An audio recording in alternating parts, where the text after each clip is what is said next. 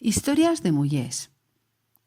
Me digo María Juana Rosa Andresa Casamayor y de la Coma, e nacié a principios do siglo XVIII, un 30 de noviembre, dilla de San Andrés, en Zaragoza. Mi pai, o señor Casamayor, ye un comerciante de telas franchute adinerato, que se acomodó con mi mai zaragozana, Juana Rosa de la Coma, e yo soy a setena filla de 9 xermans.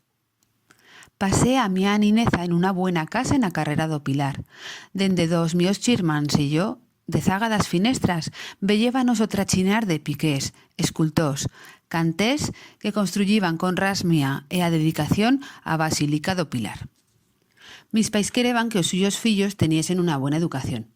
Con os mesaches no vieba garra problema, pero as mullers no más podébanos aprender religión, buena conducta e la vos en casa nuestra o en un convento, dica acomodanos, porque ni esas envueltas no vieba centros da mostranza pública taninas.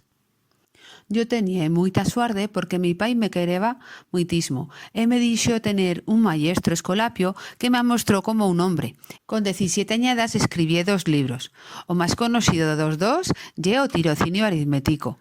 La mostranza no yera como agora.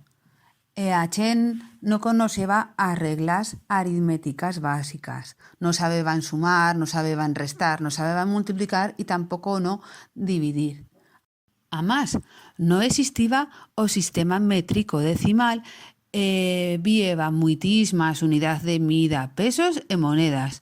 Aixinas que yera todo muito más embolicado. Yo quereba hacer una explicación simple tan comerciants, ganadés e agricultors que no tenesen estudios, ta que denguno no podeba engañarlis con os diners. Pero publicar un libro de matemáticas una muller? Imposible. Asinas que me metí un seudónimo. Creyé un nombre d'hombre a partir das letras do nombre d'una muller e pasé a estar Casandro Mamés de la Marca y Arayoa. Yo no quereba estar moncha e tampoco no acomodame.